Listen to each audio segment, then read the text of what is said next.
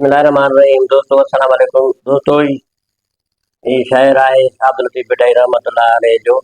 दोस्तों शाह साहब जो हिकिड़ो बैत ही याद मदी रखी मन में सनो कचियो जन तन जो सराफन दुको दाख़िल ई न कयो।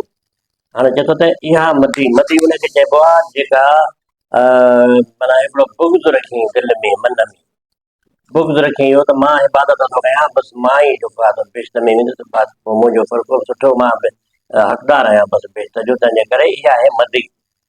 मदी रखी मन में बुग़्ज़ रखी मन में सनो कटियो जन जॻह जॻह ते इबादत कई, भॻो वञे हर वक़्तु नमाज़ूं पढ़ण रोज़ा रखण वग़ैरह वग़ैरह, पर उनजे दिलि में इहा नियत इहा ई आहे त मां बेश्त में वेंदुसि।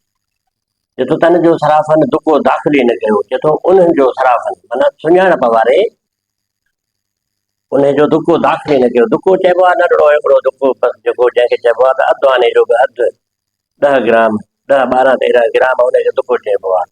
त चए थो त उन जो सराफन दुको दाख़िल ई न कयो, दुको दाख़िल ई न थियो।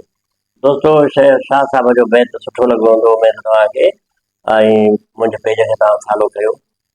उमेद तव्हां जेको आहे पेज फॉलो कंदो। महिरबानी तव्हांजी, लख लाइक। अल्लाह हाफ़िज़।